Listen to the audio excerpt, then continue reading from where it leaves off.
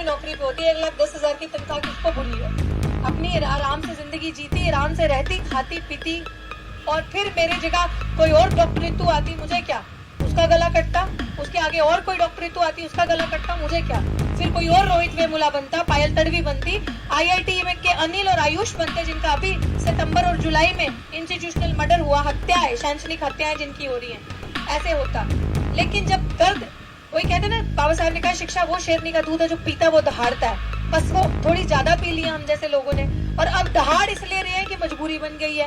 मुझे तो लगता है कि मेरी PhD की डिग्री किसी काम की नहीं अगर मैं बोली नहीं समाज के लिए, अगर मैंने आवाज नहीं उठाई।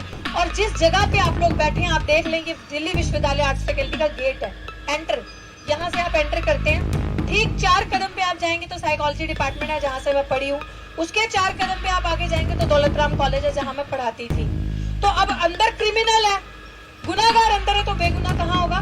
सड़क पे, गेट के बाहर। तो मैंने अपनी जगह चुन ली, लेकिन मैंने भी कहा कि तुम्हारी छाती पे मूंग दलूंगी अब, क्योंकि और कर रही हूँ, अब गले की हड्डी तो बन के बैठी हूँ, क्योंकि इस जातिवादी के उखाड़े को ना सिर्फ उखाड़ सकता है तो कोई हम ही लोग उखाड़ सकते हैं, और किसी की हिम्मत नहीं है। मैं बता रही हूँ वो क्यों, क्योंकि आप जागरूकता की मिसाल लोग यहाँ पे बैठे हैं, अंदर आपको ना चाटुकार, दलाल, तलवे चाटने वाले, इनकी महफिलों में दरियां बिछाने वाले बड़े आराम से दिख जाएंगे, और उसमें से आधे से ज्यादा आबादी हमारे समाज की होगी।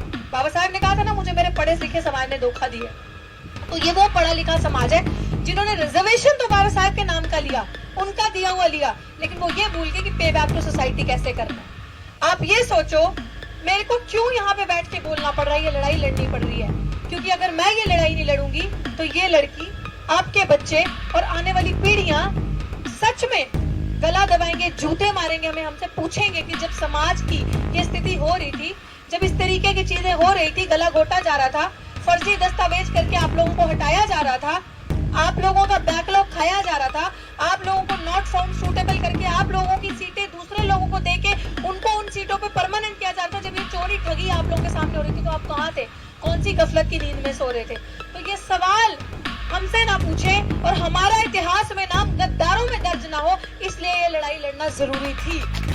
इसलिए यहाँ बैठना जरूरी है कि जब आपके और हमारी जनरेशन बच्चे इस विश्वविद्यालय में इस रास्ते से जाएं तो सर उठा के जाएं, सर झुका के न जाएं। इसलिए ये लड़ाई जरूरी थी, और ये लड़ाई इसलिए अंत में जरूरी है अगर आप इस चीज को समझ सको। आज आप कहीं आपके देख लो, हमारे पास कुछ नहीं है, समझ रहे हो ना? संविधान गया, अगर ये रिपीट होते हैं तो संविधान गया 100%, कोई शक शुबा नहीं है, क्योंकि संविधान की धाराएं तो छोटी खत्म कर दी। आपकी महिलाओं का आरक्षण कहाँ है? कहाँ बैठेंगे आपकी महिलाएं संसद में? 33% आरक्षण, समझे किस लिए है? ऐसी मनुवादी महिलाओं के लिए, ये सविता रॉय जैसी ऐसे क्रिमिनल्स को प्रमोट करने के लिए 33% आरक्षण लागू किया गया, जिसमें SC ST का तो कोटा विदिन कोटा हो गया, है ही नहीं, ना के बराबर, OBC तो है ही नहीं। तो ऐसी महिलाएं जो गलत काम करती हैं, जो आपके बच्चों का गला दबाती हैं, आपके बच्चों को आगे आने से रोकती है क्योंकि उनके मुंह में जुबान है, तो ऐसी महिलाओं का जेवर बना के तो ये 33% आरक्षण लाया कि जब मन कहे उतारेगी, जब मन करे फेंकेगी, और जब मन करे दलित आदिवासियों के प्रतिभाशील मेरिट वाले बच्चों को सताकर प्रताड़ित करके ऐसे विश्वविद्यालयों से बाहर निकाल के फेंक देगी और इनको पुरस्कारित किया जाएगा। और किया, 5 शर्म आनी चाहिए इस विश्वविद्यालय को, शर्म आनी चाहिए इस वाइस चांसलर को। 5 सितंबर जो अभी गया टीचर्स डे पे, ऐसे प्रिंसिपल को इन्होंने सम्मानित किया है यूनिवर्सिटी के अंदर और पोस्टर लगे थे। ये हाल है इस विश्वविद्यालय का। और आप सोचे, ये आप मान के चलेंगे लड़ाई लड़ना क्यों जरूरी है? संविधान को बचाने की तो लड़ाई है ही, लेकिन दिल्ली पुलिस सरकार से जो हमारा SC ST एक्ट है वो किसी की खैरात है? हमें किसी की आरक्षण जो है वो किसी की खैरात दी हुई है, हमें हमारा जन्म सिद्ध अधिकार है। तुम भी तो वैदिक रिजर्वेशन ले रहे थे हजारों सालों से। वैदिक रिजर्वेशन आप समझते हैं, जिसमें पढ़ने लिखने का अधिकार सिर्फ इन्हें था, हमें नहीं था। अब हम समझ गए तो हम सवाल कर रहे हैं तो हम बुरे हैं।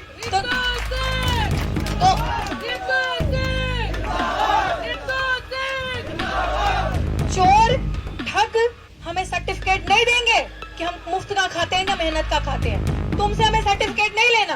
हमारे अंदर वो भी कला थी कि मरे हुए जानवर से चमड़ा बना के बेच के रोजगार किया। हमारे अंदर वो भी कला थी, और ये भी कला है कि जब हमें सिर्फ पांव रखने का मौका मिला, सिर्फ एक कदम रखने का मौका मिला रिजर्वेशन के थ्रू, आगे आने का मौका मिला तो अभी तो अंडे उबले हैं, इतना डर गए, इतना बुखला गए हमसे, अभी तो सिर्फ उबलने शुरू हुए हैं, आगे आगे देखो होता है क्या। तो बात सिर्फ ये है कि हम लोग मेहनत से आए, हमें किसी ने कुछ भी खैरात में नहीं दिया।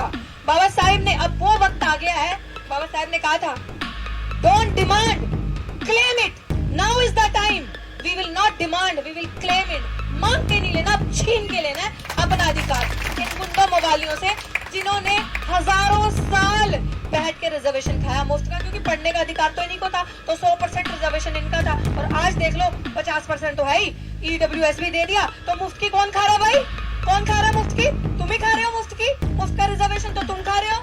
यहाँ तो 50% के अंदर इतने सारे SC, ST, OBC, उसके बाद माइनॉरिटीज, भाई तुम तो पूरा 60% रिजर्वेशन अकेले खा रहे हो, बेकार मार रहे हो और हमसे सवाल करते हो। हम तो नहीं सवाल करते। इसीलिए साहब ने बड़ी अच्छी बात कही थी, जिसकी जितनी संख्या भारी उसकी उतनी हिस्सेदारी। तो आज वक्त आ चुका है क्लेम करने का। और कोई भी, जब एक चीज बाबा साहब ने बहुत अच्छी कही थी, ध्यान से सुनिएगा इस चीज को, कि when politics decide everything ना, decide your politics। मैं आप सबको कहती हूँ, टाइम आ चुका है कि आज राजनीति सब कुछ डिसाइड करिए। राजनीति डिसाइड कर रही है कि आपके बच्चों के साथ क्या होगा, आप क्या खाएंगे घर पे, आपके घर पे क्या बनेगा, आप कहाँ जिएंगे, कहाँ सांस लेंगे, रिजर्वेशन होगा कि नहीं होगा, महिलाओं के हक अधिकार होंगे कि नहीं होंगे। तो अब वक्त आ चुका है बहुजन समाज अपना प्रतिनिधित्व, अपना नेता अपने बीच से चुने, इन गद्दारों में से ना चुने। और ये भी मैं आपको कहना चाहती हूँ, जो हमें धोखा लगता है ना, 131 सरकार कितने पे बनी है? 303 पे, 303 पे, 303 में से कितने हमारे 131 MLA MP SC ST के।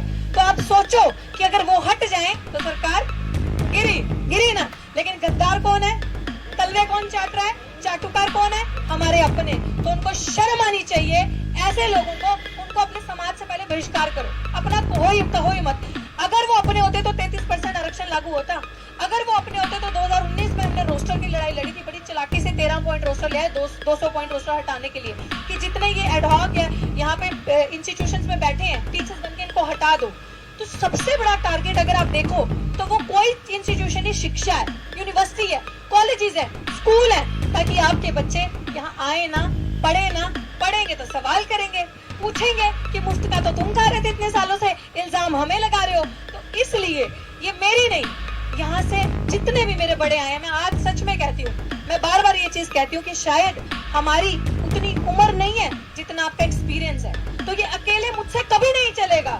आप लोगों के, हमारे जोश से, आप लोगों के होश से ये मूवमेंट चलेगा, ये आंदोलन चलेगा, ऐसे नहीं चलेगा। आप लोग इस मूवमेंट के, वो जो हमारे लिए तो हमने कांशीराम जी को साथ ना रहे, हमने बाबा साहेब का वक्त नहीं देखा, हम वो वक्त नहीं देख पाए, हम लोग छोटे थे, लेकिन हमारे लिए तो आप ही बाबा साहेब, हमारे लिए तो आप ही कांशीराम जी हैं, हमारे लिए तो आज जो हमारे लिविंग लेजेंड जो जिंदा है, जो उन्होंने कुछ भी, लोग कुछ भी कह ले, जो परिस्थितियों में उन्होंने गुजारा, हमारे लिए तो सब आप ही हैं। तो आपके बिना हर एक मूवमेंट अधूरी है। आप लोगों को अपने बच्चों का साथ देना पड़ेगा हर हालत में, आगे आके।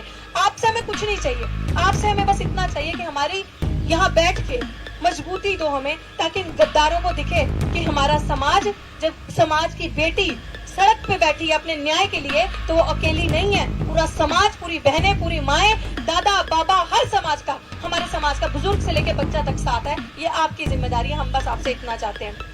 और अंत में मैं यही चीज कहूंगी कि 5 तारीख को, 5 अक्टूबर को हमने ने ट्रेलर दिखाया था, 28 अगस्त के मोर्चा यहाँ पे, ये प्रोटेस्ट लगा है यहाँ पे, उसके बीच में G20 था।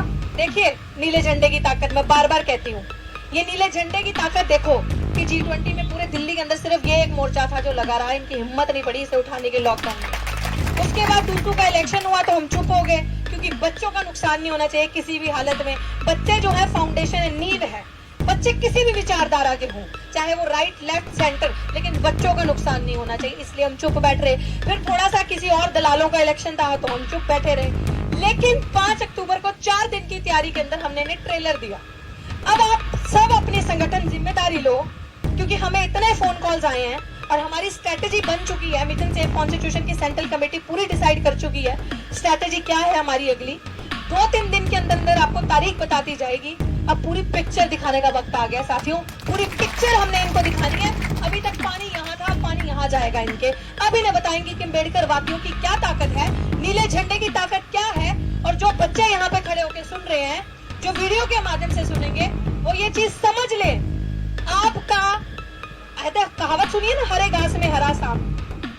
जो यहाँ पे प्रोटेस्ट, ये लोग जो दिल्ली विश्वविद्यालय में राइट लेफ्ट सेंटर जो बैठा है यहाँ पे, ये तीन जो अपने आप को दलित बहुजन हितैषी बताते हैं, ये लोग क्या करते हैं, ये लोग हमारे मरने पर राजनीति करते हैं। जब रोहित वेमुला खत्म हो गए तो इन्होंने बड़ी बड़ी यहाँ पे ढोल बजा के, बड़े बड़े अम्बेडकर के पोस्टर्स लगा के, बड़ी बड़ी कैंडल मार्च और रैलीज निकाली, सभाएं लगाई, क्योंकि वो नहीं रहा। तब इन्होंने अपनी वो लगा दी पूरी। ये मैं दिल्ली विश्वविद्यालय के आपको संगठनों की बात बता रही हूँ, लेफ्ट के होगे, जो राइट के होगे, जो सेंटर के होगे, राइट को तो छोड़ दो, जो सेंटर, ये मैं इनकी चालाकी आपको बता रही हूँ। ये क्या करते हैं, ये सुनने की बात है। तो ये क्या करते हैं, पोस्टर लगाते हैं बड़े बड़े और रैलीज निकालते हैं, कैंडल मार्च लगाते हैं, क्योंकि अब रोहित वेमुला तो रहा नहीं जो बताएगा। राजनीति तो कर ले, राजनीतिक रोटियां तो सेक ले, क्योंकि मेन मीडिया का मुद्दा मीडिया कवर करेगा। उसके बाद समरवीर मेरा भाई जो हिंदू कॉलेज में, जिसका इंस्टीट्यूशनल मर्डर हुआ अभी कुछ महीने पहले, इन्होंने बड़ी बड़ी बड़ी लेफ्ट सबसे आगे लाल सलाम करके झंडे लेकर, अंबेडकर जिंदाबाद, मनुवाद मुर्दाबाद, ब्राह्मणवाद मुर्दाबाद, क्योंकि वो नहीं रहे, वो तो अपने हक अधिकार के लिए बोल नहीं सकते, मेन मीडिया का मुद्दा था। तो चलो राजनीति चिपकाएं, डफली बजा के इनके बच्चे पूरी राजनीति, क्योंकि उनकी ट्रेनिंग है वैसी। अब फंस गई यहाँ पे इनकी कड़ी, यहाँ चलेगी नहीं राजनीति, क्योंकि ये राजनीति के मंच है नहीं। और दुर्भाग्य है इनका कि डॉक्टर रितु सिंह जीवित है, और डॉक्टर रितु सिंह ने अपने समाज से एक अपील करी कि भाई मैं जीते जी जातिगत भेदभाव का शिकार हूँ, लेकिन मैंने लड़ना सीखा है, मरना नहीं सीखा, डरना नहीं सीखा। तो बहुत बहुत शुक्रिया। ये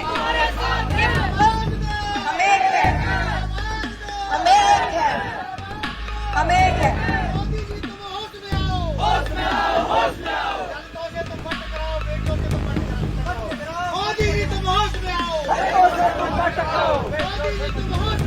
दलितों से तुम मत टकराओ। अब हुआ क्या, ये बड़ी सुनने वाली बात है। अब हुआ क्या, इनकी राजनीति चले कैसे? ऐसे तो ये बहुत बड़े अम्बेडकरवादी बनते हैं, बाबा साहेब की बड़ी बड़ी फोटो लगानी प्रोग्राम पे, मार्केटिंग करके उनका नाम बेचना और उनके नाम पे अपनी राजनीति करनी, अपने संगठन चलाने। अब हुआ क्या कि गलती से मैं जीवित हूँ, मैंने अपने समाज से अपील करी कि मेरे लिए कैंडल मार्च करने मत आना, मेरे लिए अगर कुछ होता है इस प्रेशर के अंदर मुझे, तो मेरे लिए कैंडल मार्च करने मत आना, जीते जी आ जाओ अगर आ सकते हो साथ देने। लड़ाई मैं आगे होके लड़ूंगी, क्योंकि मैंने बचपन में एक प्रेयर पढ़ी थी, दूसरों की जय से पहले खुद की जय करें। तो मैंने बड़े अच्छे से पढ़ ली कि मुझे लड़ना भी अपने लिए है, आगे निकल के झंडा भी, नीला झंडा भी अपने लिए उठाना है, समाज के लिए एक मिसाल बनना है, क्योंकि समाज के बच्चों की जो हत्याएं हो रही है उसको रोकना है। मैंने ये जिम्मा उठाया। अब हुआ क्या कि अब उनको पता है कि ये तो पढ़ी लिखी हुई है, हमारी राजनीति भी समझती है, तो एक भी टीचर उनमें से, एक भी छात्र संगठन यहाँ नहीं आया। अब संगठन कौन आ रहे हैं? जो अपने ही बच्चों के हैं, जो अम्बेडकराइट संगठन है, जो दलित बहुजन बच्चों के, वो आ रहे हैं। लेकिन गंदी राजनीति करने वाले यहाँ नहीं आए, क्योंकि पता था यहाँ दाल रोटी गलेगी नहीं हमारी। अब सिचुएशन ये है आप सबके लिए, और जो बच्चे सुन रहे हैं उनके लिए, कि छोड़ दो उनके झंडे डंडे उठाना, उनकी भीड़ में महफिल, उनकी महफिलों को सजाना, क्योंकि तुम लोग उनकी महफिल सजाते हो तो पर्चे तुम पे होते हैं, डंडे तुम पे पड़ते हैं। जब रैलीज होती है, उनकी जो पूरी अपर कास्ट लॉबी है, जो उनकी ऊपर के जो लीडरशिप है, वो पूरी ब्राह्मणिकल है, पूरे ब्राह्मण बैठे हैं, लेकिन अंदर भीड़ बढ़ाने के लिए रैलियों में तुम्हारा इस्तेमाल किया जाता है, झंडा उठाने के लिए तुम्हारा इस्तेमाल किया जाता है, जब पुलिस पर्चे करती है तो तुम्हारा इस्तेमाल किया जाता है, क्योंकि भीड़ में तुम हो। तो यहाँ से ये सबक जा रहा है। और इस आंदोलन की ताकत मैं अंत में आपको बता दूं कि जब हमारे बच्चे वर्किंग डे में यहाँ से निकलते हैं, तो नीला झंडा देख के, बाबा साहेब की फोटो देख के अंदर आते हैं और पूछते हैं यहाँ क्या हो रहा है। हम पूछते हैं कि तुम्हें नहीं पता? तो कहते नहीं, हमने तो बस नीला झंडा देखा और बाबा साहेब की फोटो देखी तो लगा कुछ अपना है और हम यहाँ आ गए। तो जब उन्हें ये ताकत पता चलती है और उन्हें ये मैसेज, ये अवेयरनेस है, ये ट्रेनिंग कैंप है, उन्हें पता चलता है कि अगर हमारा कोई असली हितैषी है, हमारा कोई हमदर्द है, जो सच्ची नीयत से बिना डरे तुम्हें पीछे रख के आगे होकर तुम्हारे लिए डंडा भी खाएगा, गोली भी खाएगा, झंडा भी उठाएगा, तो वो तुम्हारा अपना संगठन, अपने लोग हैं। वो नीला झंडा है, वो कोई और झंडा नहीं है। ये ताकत है नीले झंडे की, ये ताकत है अम्बेडकर की। और अंत में आप सबको बहुत बहुत मुबारकबाद कि मूर्खों ने इस भारत देश में, हमने तो संविधान हमें मिला तो हमें ताकत आई, हमें बल मिला, क्योंकि संविधान के अंदर ऐसे प्रावधान लिखे गए कि कोई तुम्हें छुएगा तो तड़ी पार हो जाएगा। तो अब उन कुछ मूर्ख चंद लोगों ने बाबा अम्बेडकर को दलितों का नेता घोषित कर दिया कि ये तो दलितों का नेता है। लेकिन इन गद्दारों को ये नहीं पता, क्योंकि इन लोगों ने यहाँ पे जाति को मेंटेन करना था, अम्बेडकर को विशेष एक जाति से जोड़ना था। लेकिन अमेरिका जो वर्ल्ड की नंबर 1 पावरफुल कंट्री है, 14 तारीख को उन्होंने बाबा साहेब का स्टैचू लगाया 19 फीट की ऊंचाई पे, स्टैचू ऑफ इक्वालिटी। स्टैचू का नाम है स्टैचू ऑफ इक्वालिटी।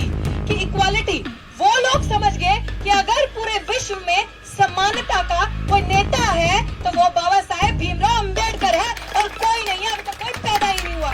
इसीलिए ये लोग, जो लोग समानता से, जो लोग बराबरी से डरते हैं, जो लोग ऊंच नीच में विश्वास करते हैं, सिर्फ वही लोग संविधान से नफरत करते हैं, क्योंकि भारत का संविधान बात करता है एकता, भाईचारा, बंधुत्व की। इसीलिए इन लोगों को जलन होती है, इन लोगों को नफरत होती है, क्योंकि वो दलित को उस समानता का अधिकार देके बराबर बिठाता है, और अगर आपके अंदर काबिलियत नहीं है तो वो आपसे ऊपर बिठाता है। ये दिक्कत है। तो बाबा साहेब भीमराव अंबेडकर सदा अमर थे, हैं और रहेंगे, और हम लोग उनके प्राउड वंशज हैं कि अमेरिका समझ गया। और अम्बेडकरवादियों, ठान लो, अब आपकी बारी है, अब हमारी बारी है। अपनी आने वाले टाइम पे अपना फैसला हम खुद करेंगे, अपनी सरकार हम खुद की बनाएंगे, ताकि हमारे बच्चे, बार बार मैं कह रही हूँ, वक्त आ चुका है, सर झुका के नहीं, सर उठा के चलेंगे। जय भीम, जय भारत, जय संविधान। बहुत बहुत शुक्रिया। अगर आप चाहते हैं गरीब हर वंचित इंसान की आवाज आप तक पहुंचे तो हमारे चैनल को सब्सक्राइब करें और बेल आइकन का बटन दबाना ना भूलें। देखते रहिए बहुजन हलचल न्यूज।